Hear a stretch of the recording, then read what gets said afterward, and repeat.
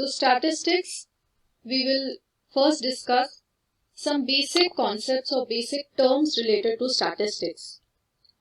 So first of all, what is statistics? Statistics basically deals with collection, presentation, analysis and interpretation of numerical data.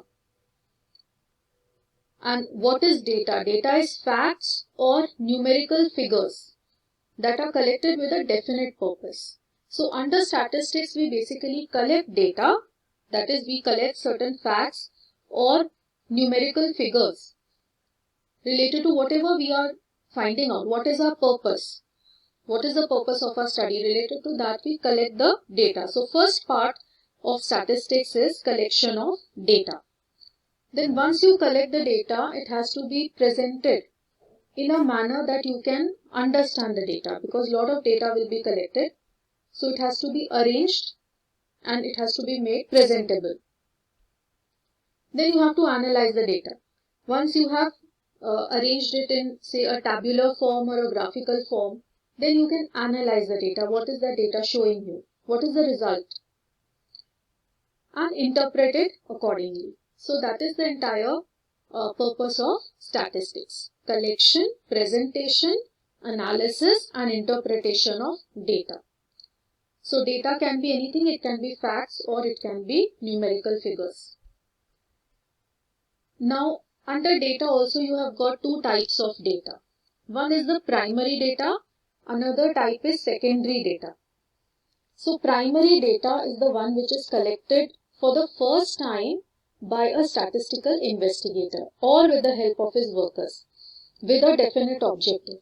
That means a proper survey is conducted or some kind of research is done and the data is collected for the first time. That is primary data. Secondary data means the information is already gathered, the information has already been collected by someone and it is already ready and only the data is being used for a certain purpose. So that is called secondary data.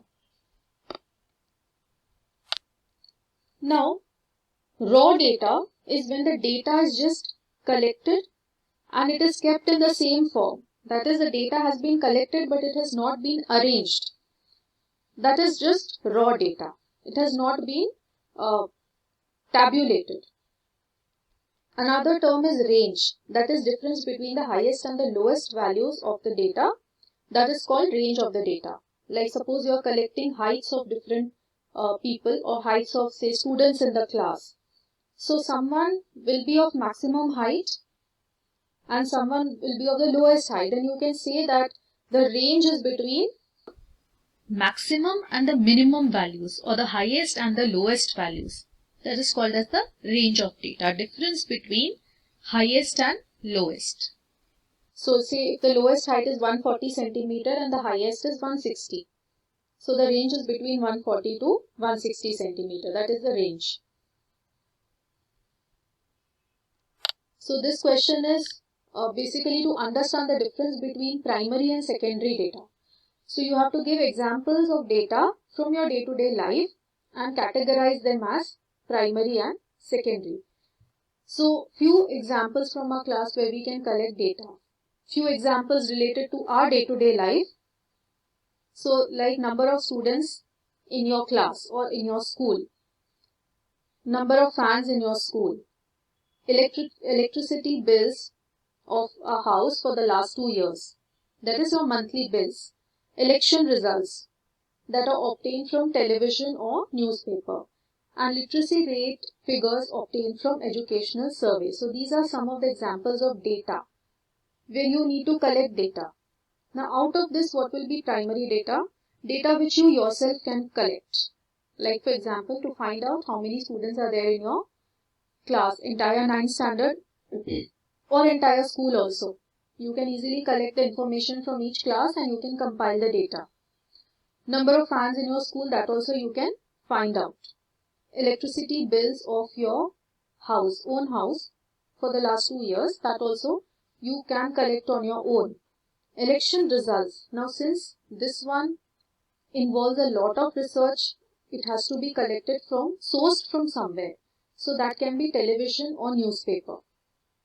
Like when you were doing a project for your elections, you would have collected the data from somewhere. You are yourself not going and finding out the data. You are collecting it from newspapers and television.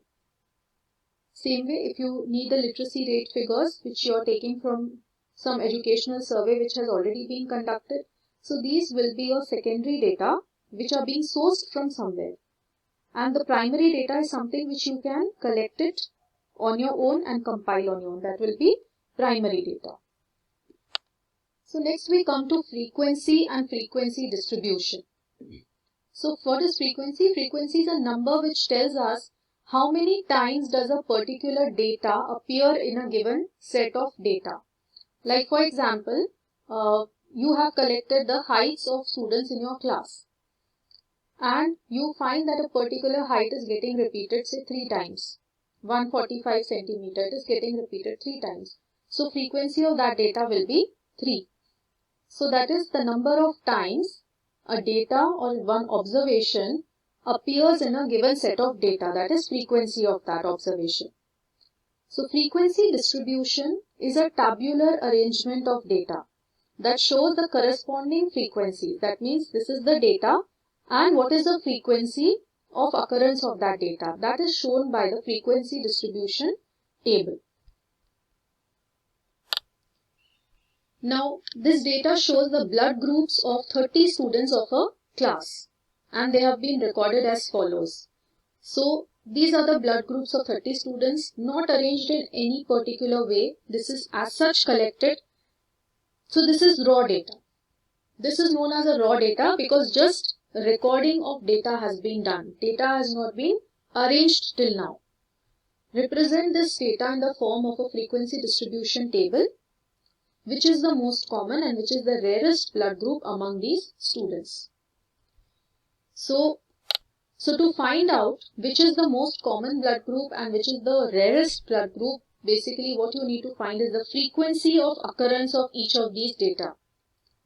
So that you can find out only when you arrange it in a tabular form, then only you can do that interpretation.